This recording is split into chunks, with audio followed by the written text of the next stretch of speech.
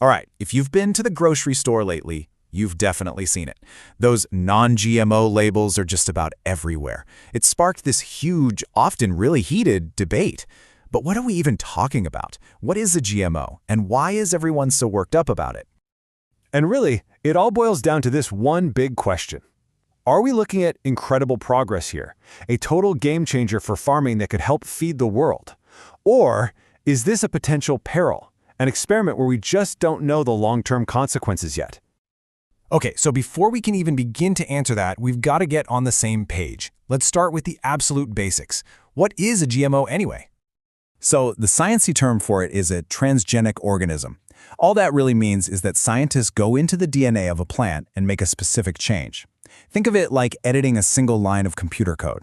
The whole point is usually to give it some kind of useful new trait, like, say, making a corn plant that can fight off certain bugs all by itself. And this right here, this is the perfect way to picture the conflict. You've got the scientific consensus on one side, all the data, the research, what we know today. But on the other side, there's this big question mark about the future.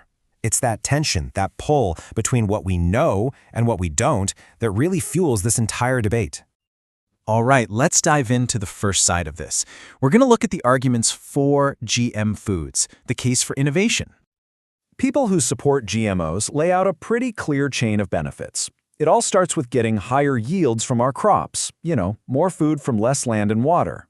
And when farming is more efficient, the argument goes, it should mean lower prices for all of us at the checkout.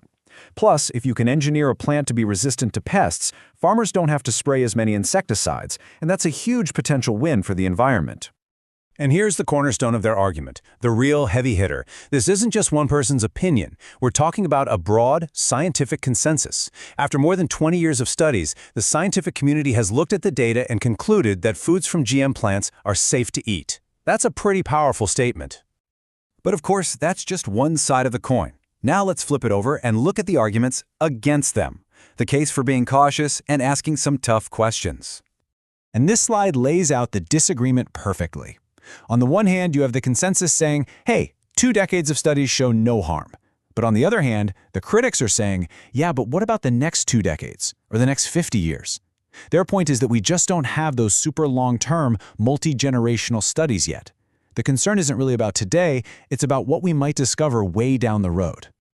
Okay, so we've heard the arguments, the pros and the cons, but let's move away from the debate for a second and just look at the hard data. What has actually happened out in the real world? How much have GMOs really taken over?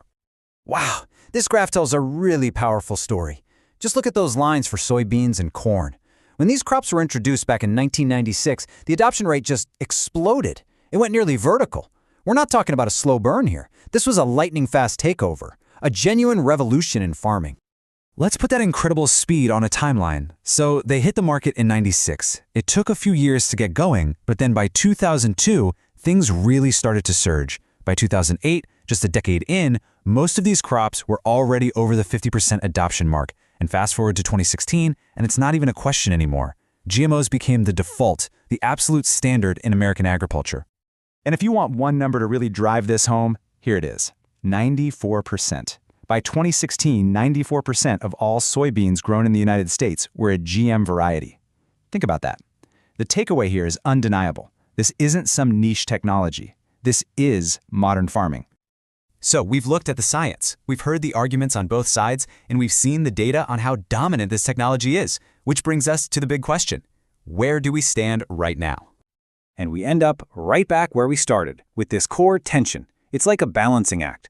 On one side of the scale, you have this really heavy weight, the scientific consensus on current safety. But on the other side, you have this persistent, nagging question about the long-term consequences, the stuff we just can't know yet. At the end of the day, this debate is about so much more than just what's on our dinner plate. It forces us to ask a much bigger question. How do we, as a society, weigh the clear benefits we can see and measure right now against the potential risks that are still unknown? There's no simple formula for that, and it's a question we're going to face again and again as technology keeps changing everything around us.